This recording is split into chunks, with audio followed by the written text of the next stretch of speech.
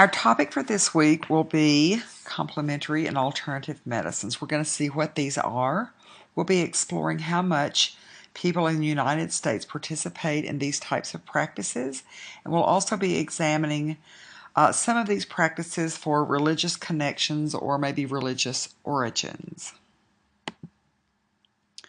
So first, a few definitions. Allopathic medicine is what we think of as just being traditional medicine. So allopathic medicine is practiced by the person with an MD degree. Closely related to the MD degree is the DO, or the doctor of osteopathy. These doctors take board exams very similar to an MD. They go through extensive medical school and do a residency at the end. Osteopathic physicians take a more holistic approach than the MD. We will explore that on the next slide a little bit. Complementary medicine is medicine that is treatments that are used in conjunction with traditional medicine. So it could be something like taking fish oil or taking probiotics, or it could be a doctor that prescribes yoga for stress management. So often used in conjunction with mainstream medicine. Alternative medicine is if we use these treatments in place of traditional medicine. So the person who kind of leaves off the traditional medicine, the doctor's advice, and goes in a different direction of alternative medicine. And we'll talk about a couple of those too. Integrative medicine is kind of a combination of traditional and complementary or alternative treatments. Now, the link that you see here on the last bullet is a brief from the National Center for Complementary and Integrative Medicine. And this center is a part of the National Institutes of Health, NIH. You'll be reading the full report that this is taken from during your readings this week, but this link is just a research brief about a page long. So pause the video and take time to read it.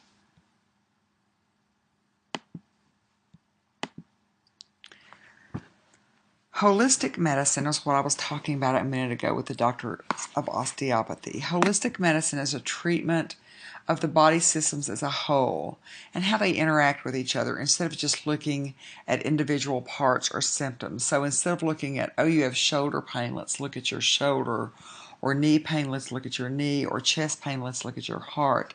It's looking at the whole person and seeing if maybe there's something in a different part of the body or even something emotional or mental that may be causing that. So the DO is one practitioner of more holistic medicines. There are others also.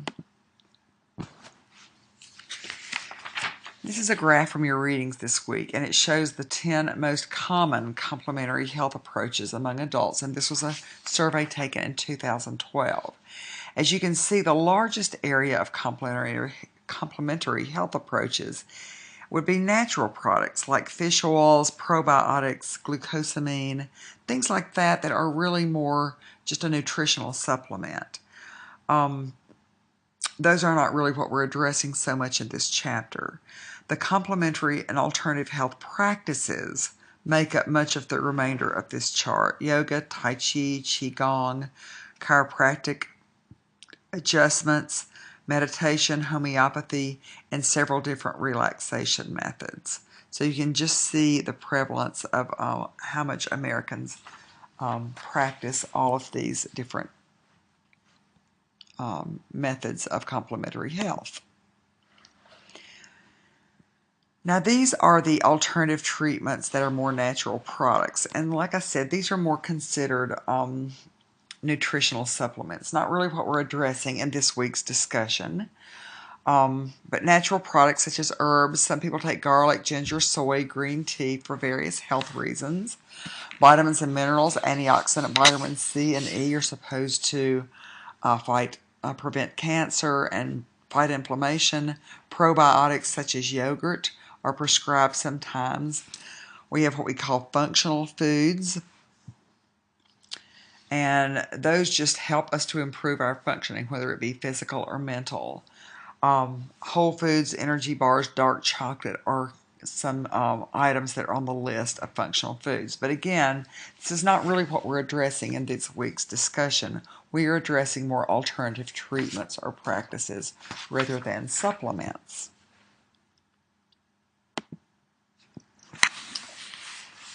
So let's talk about these mind-body systems. There's some overlap in them, but there are several different ones. And let's see what we mean. These are techniques that enhance the mind's capacity to affect bodily functions or systems and to make us healthier. So they might be exercises, they might be some kind of manipulation or massage, but these use the mind to help the body be healthier. So these are any kind of a system or practice that has a mind-body connection. So yoga is one that we'll talk about quite a bit. These can be practiced, of course, separately or in combination, and we will be exploring a few of them in more detail. Chiropractic and osteopathic manipulation, which is a little bit connected to the fourth one, massage. We have meditation, which is a mental practice meant to make the body healthier. Acupuncture, we'll talk about in more detail. Relaxation therapy, and Tai Chi and Qigong, which are closely related.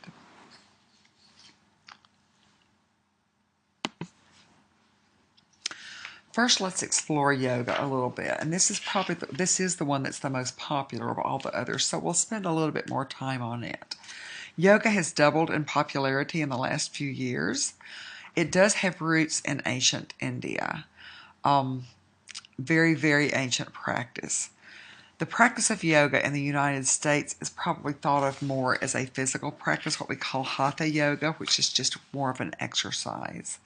But real yoga in its true form combines physical poses, it combines breathing techniques, and also meditations and relaxation. And the meditations are where it get into the mind-body part of yoga. It can be either just a physical exercise where it becomes almost more of just a strength and stretching class, or it can be that combined with a spiritual practice. Now the NIH video, I would like for you to pause the video and watch this video from the National Institutes of Health.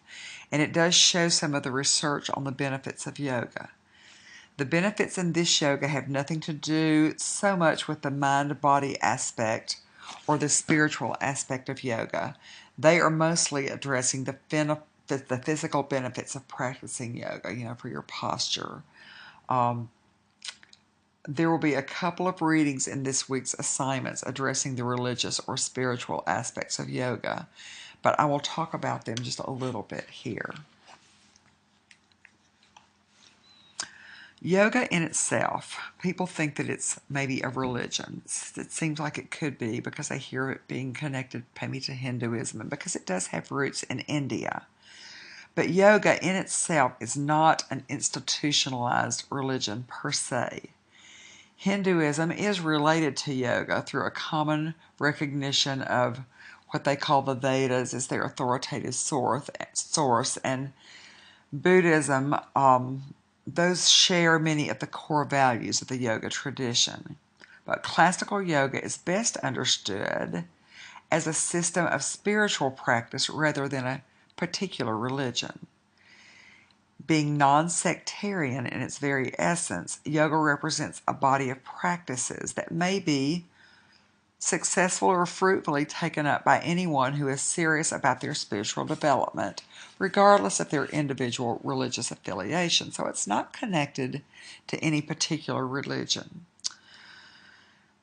Although some people practice yoga out of devotion to a certain person or to a certain religion, there are others who follow their own guidance.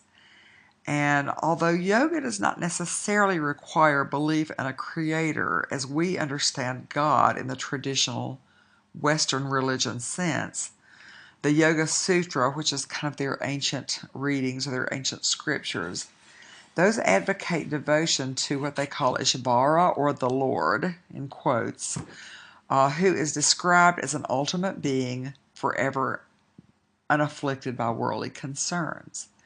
Now we can understand this Lord as being God Almighty, the only true God, or as being some more vague yogic ideal. And the decision about how to conceptualize the Lord, as written in the Yoga Sutras, is a very personal decision. So by remaining deliberately ambiguous and non-dogmatic about such ultimate theological issues, the yoga tradition establishes itself as a positive proponent for anyone's individual spiritual development for persons of all religious backgrounds or creeds.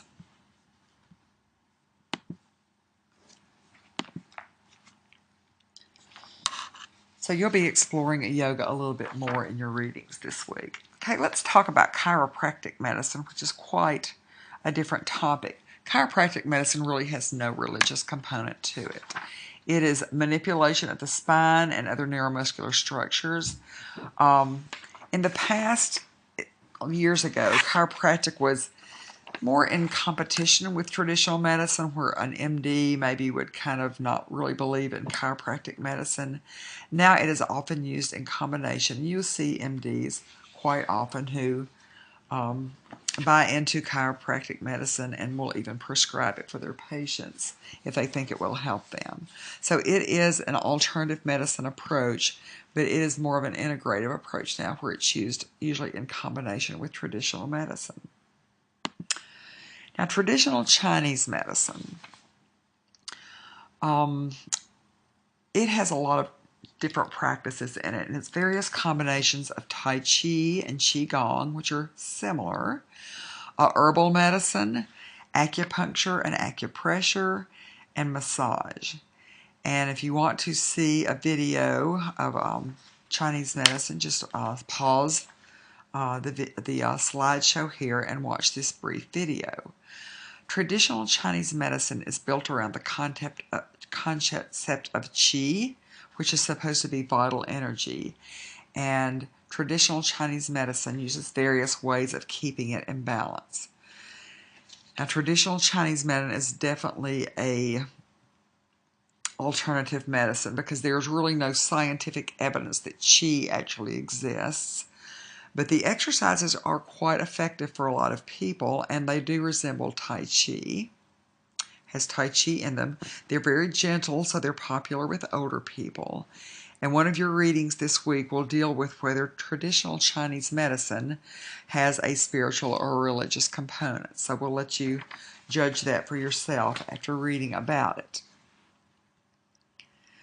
Now, one of the practices in traditional Chinese medicine is acupuncture or acupressure, and they are very popular practice in traditional Chinese medicine.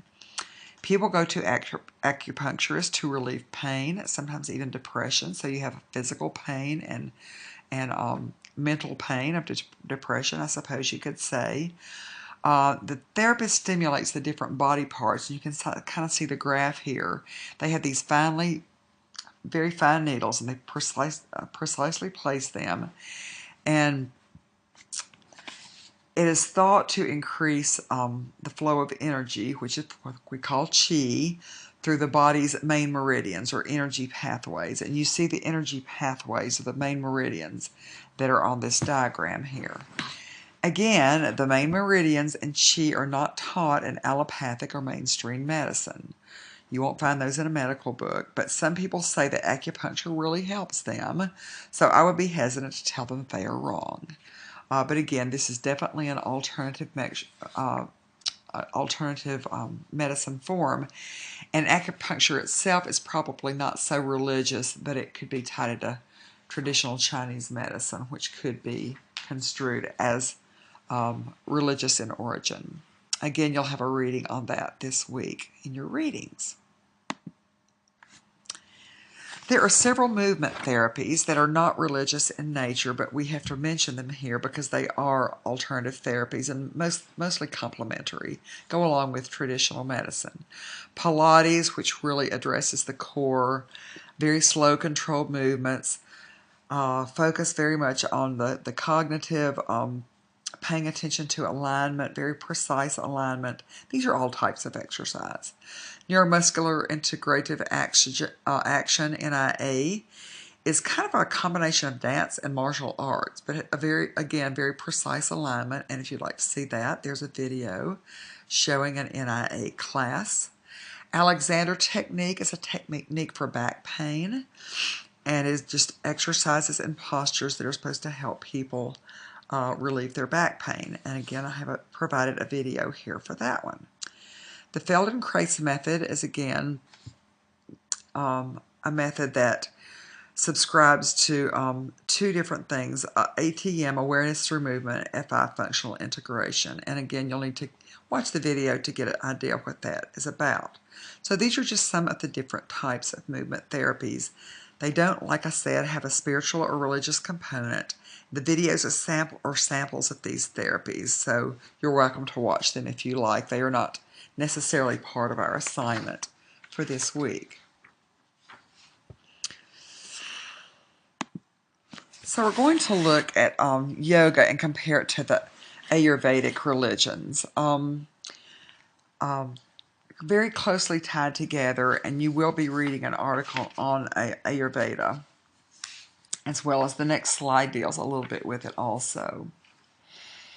These two related religious traditions are both characterized by, to a large extent, by ideas and practices and social structures as set out in several ancient texts. For yoga, we have the Yoga Sutras. And sutras are just threads of thought, and they come from the wisdom of a guy named Patanjali, who lived many years ago. He is the so-called father of yoga. He did not invent yoga, he just kind of organized it into an organized system. No one really is sure when Patanjali lived, somewhere between a couple of thousand years before Christ until maybe 500 AD. In fact, some people think that Patanjali was not even one person, but a group of people who did these works. But he is credited with writing the Yoga Sutras. Their principles of ethical practice, which are set out in the Yoga Sutras, are 5 yamas, which very much resemble the Bible's 10 Commandments. We have ahimsa, non-harm; satya, truthfulness; asteya, non-stealing; brahmacharya, moderation; and aparigraha, non-greed or non-covetousness. And those are what we call the 5 yamas, or the observances. The 5 niyamas, or what we call constraints, are satya, which is purity; santosha, which is contentment; tapas, which is self-discipline; svadhyaya, study of spiritual books or self-improvement; and ishvara pranidhana, the worship of God or dedication to the divine. So those are their kind of sacred scriptures in yoga. And you will be reading a little bit out of the Yoga Sutras online this week. In yoga, we have a lot of, we do meditation and breath control, which we call pranayama, and those are also important for good health. So yoga in Sanskrit is the language of yoga, and yugi is the Sanskrit word for yoga. It means union of the mind and the body and the spirit. Now, Ayurveda, which we will address a little bit more in the next slide, it's a little bit different system, but they're very connected. So for Ayurveda, we have the Vedas, which are very ancient Indian wisdom dated back from about 1500 BC, which is well before the development of actually Ayurvedic medicine. But it includes polytheism. It's an emphasis on rituals that are supposed to maintain the natural and the social order, the high status of the priestly caste, religio-magical protections from harm and disease, and here we're talking about spells and amulets, so some pretty far-out stuff, astrology, and a complex symbolism that links food and cooking and divinity and ritual and salvation. So all those found in the Vedas. We also have the Upanishads, which were slightly earlier than those texts, and they developed the concepts of reincarnation and karma, which they say is the positive or negative causal influence of previous actions, including even those from past lives, and the moksha, which is salvation by liberation from that karmic cycle of rebirth and redeath. So some pretty different things from what we probably have grown up looking at. Definitely spiritual, definitely religious, and definitely not your mainstream, Christian beliefs. Elements of all of these religious views are presented in the classical Ayurvedic texts.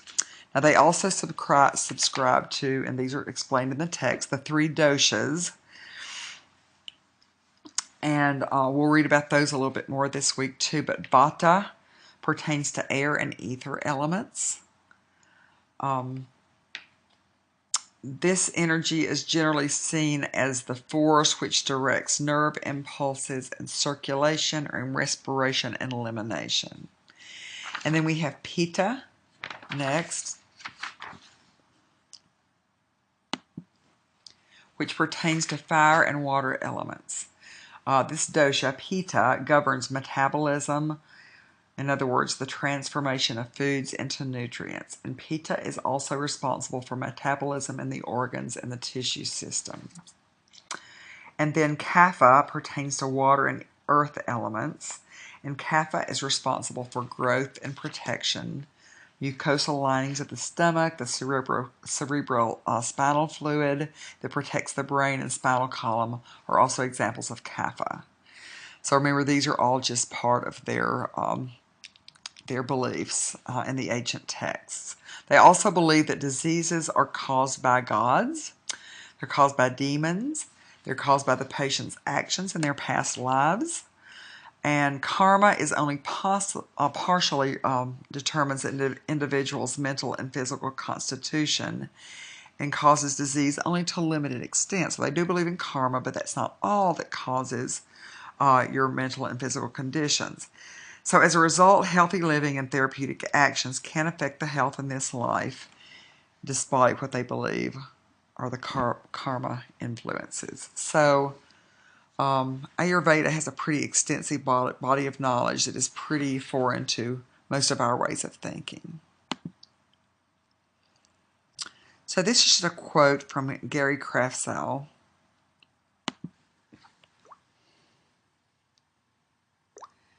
Gary Craftsall is from the American Yoga Institute, so he is pretty well known among yogis in this country. So in answer to the question, is yoga a religion? This is a quote from him. No, this confusion arose in our culture because yoga evolved over hundreds of years in the context of the spiritual and religious traditions of India, so people assume it's Hindu.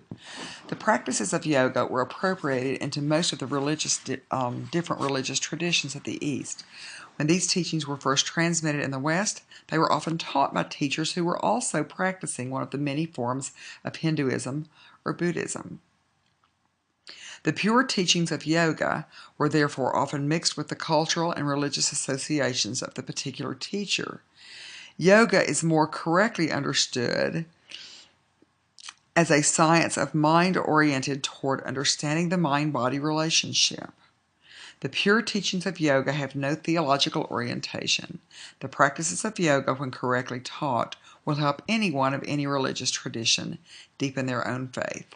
So that is the opinion of Gary Craftsall. Again, just a little bit more on the Ayurveda or the Ayurvedic medicine. And we've already talked about it a good bit. It's a methodology uniting spiritual, intellectual, emotional, and physical components. There's quite a bit there. They say that it can be colored with any faith or religion that works for the patient. There is definitely a spiritual component, but the proponents of Ayurveda say that it's not necessarily Hindu. We've already talked about the three vital energies, the doshas, and the Ayurvedic medicine tries to create a plan to keep those three doshas in balance, and that is supposedly your healthiest state. They believe that the building blocks of the universe are the five elements: space, air, fire, earth, and water, and these combine to make the doshas, which help us to live successfully. Ayurvedic physicians do seek the happiness of their patient, which they do want to prevent and cure disease, but they do frequently talk also about salvation and happiness in the next life. So definitely that spiritual component. Again, we have no scientific evidence that the body has doshas, but like acupuncture, many people say the practice of Ayurvedic medicine is helpful to them, even though it is not scientifically proven. Now, these last couple are a little bit differently. Homeopathy is a system of medicine where like cures like. And what they maintain is that the same substance in a large dose produces the symptoms of an illness will, maybe in a small dose, prompt the body's own defenses to help cure the illness. So they use minimum doses of natural and sometimes pretty toxic substances, and they go by the law of minimum dose. Now, homeopathy does lack evidence of its effectiveness. Mainstream doctors, as I've said here, usually consider it quackery. One of their beliefs is they usually avoid surgery or drugs. Sometimes, or actually usually, they avoid both vaccines and antibiotics too. So no particular religious emphasis in homeopathy. It is just definitely an alternative medicine, usually not complementary. You can't use it. People that use homeopathy usually are not subscribing at all to mainstream medicine. Naturopathy, a little bit different. It works with nature to restore health. It views Their view is that disease is the body's effort to warn off impurities, harmful substances from the environment. So the method's a little bit like homeopathy, encourage the person's self-healing process. The body will heal itself. And it does reject the methods of evidence-based medicine. And evidence-based medicine is our mainstream allopathic medicine. Personal spiritual health is encouraged, not any particular religion, but encouraged as part of the healing process. And most of us would attest to the fact that if we're spiritually healthier, it usually does help us to be physically healthier. And we're talking about that quite a bit in this course. But naturopathy, again, really an alternative medicine, not so much complementary, because usually people that ascribe to this have kind of left traditional medicine behind.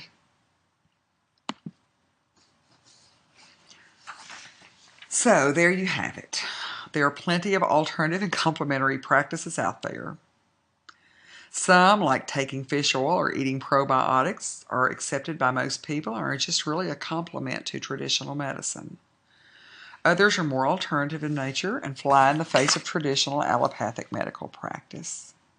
Some have religious origins, but most have a more general spiritual component that may or may not be emphasized by the practitioner. In your readings and activities this week, you will read more about complementary and alternative medicine and their ties to religious faith. Hope you enjoy this study this week.